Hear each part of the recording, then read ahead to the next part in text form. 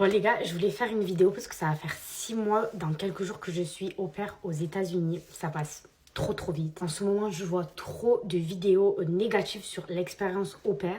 Et en fait, je voulais faire une vidéo pour les personnes qui veulent tenter l'aventure au pair, de leur dire qu'il n'y a pas que des expériences négatives. Ça peut se passer hyper bien, j'en suis la preuve.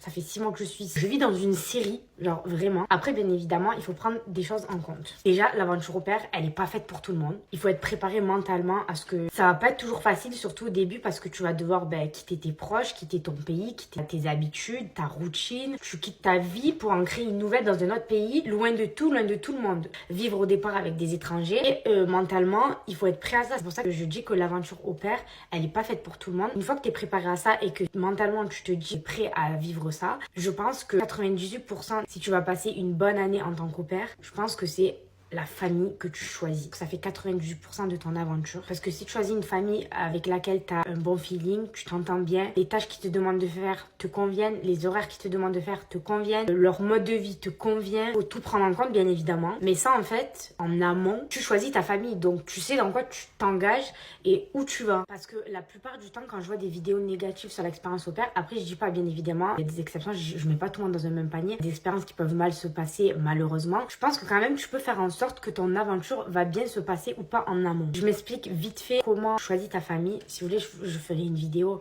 que centrée sur ça, mais là c'est juste vite fait.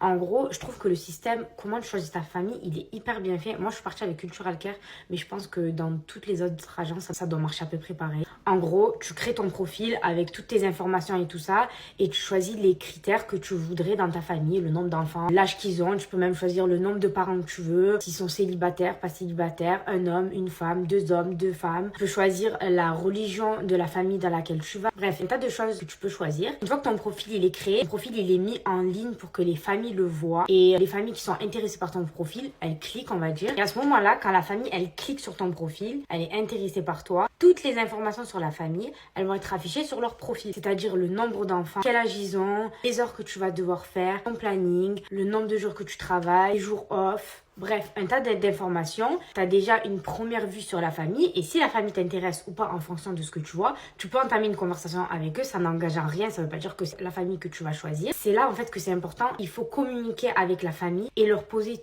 toutes les questions que tu as envie de poser pour savoir dans quoi tu t'engages. Les règles de la maison, les règles de la famille, les restrictions. Si tu as la voiture, les règles, s'il y a une couvre-feu, tout ce qui te passe par la tête. Il faut vraiment pas se précipiter et choisir la bonne famille dans laquelle tu sais que tu vas te sentir le mieux. C'est pour ça que des fois, quand je vois des vidéos négatives, j'ai l'impression que les personnes ont postulé dans un emploi mystère, qu'elles sont devenues au pair par hasard. Alors vraiment, c'est l'impression que j'ai, parce que ce que je revois beaucoup, c'est l'horaire qui leur convient pas, le mode de vie qui leur convient pas, le fait de garder des enfants beaucoup de temps dans la semaine, et la mission principale d'une au pair, c'est de garder des enfants. C'est pour ça qu'avant de choisir une famille, il faut savoir si mentalement t'es prêt et savoir à quoi ça engage d'être un au pair. Être la plupart de ton temps avec les enfants, que même sur tes jours off, parce que ça aussi je le vois beaucoup, qui se plaignent de jamais être en off parce que tu vis sur le lieu où tu travailles, mais encore une fois, on le sait avant de venir. On sait qu'on va être nourri, logé, payé par la famille. Donc, logique que tu vas vivre dans l'endroit où tu travailles. Encore une fois,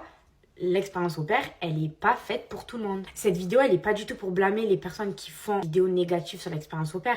Il en faut, parce que justement, c'est bien pour les gens qui voudront se lancer dans cette expérience. Si c'est une expérience qui va être faite pour eux ou pas, moi, je fais vraiment cette vidéo pour les personnes qui veulent justement se lancer dans l'expérience au pair et qui voient beaucoup de vidéos négatives, de leur dire, vous inquiétez pas, il y a aussi des expériences qui se passent hyper bien. J'en suis la preuve, ça fait 6 mois que je suis ici. C'est la meilleure décision de ma vie. Après, je vois beaucoup de gens qui se plaignent. Le travail au pair, c'est un travail dur. Tout va dépendre des tâches que tu as à faire. Mais après, voilà, faut pas abuser. On travaille pas au chantier de 6h du matin jusqu'à 22h. Faut pas oublier la chance qu'on a d'être ici, d'être nourri, logé, payé, voir découvrir les États-Unis, une nouvelle culture, de se faire de nouveaux amis, créer des souvenirs, de pouvoir partir en voyage, d'apprendre la langue. Et il y a tellement de trucs positifs. On a vraiment une chance d'être ici. Donc vraiment, je fais vraiment cette vidéo pour les gens qui veulent faire au pair. Si vous voyez des vidéos négatives, Prenez ce qu'il y a à prendre parce que c'est important pour savoir si vous êtes fait pour l'aventure au pair. Mais ne vous dites pas qu'il y a que des expériences négatives. Il y a beaucoup d'expériences positives qui se passent bien. J'en suis la preuve. Mes copines, ça se passe hyper bien aussi. Donc vraiment, vous découragez pas si vous voyez des vidéos négatives. Oui, il y a bien évidemment des expériences négatives et c'est important de le dire, de prévenir. Mais il y a aussi des expériences positives qui se passent hyper bien et c'est important aussi de le dire. Le plus important, c'est de faire sa propre expérience. Si vous choisissez une bonne famille et que vous faites les bons choix, vous allez passer la meilleure année de votre vie. Voilà.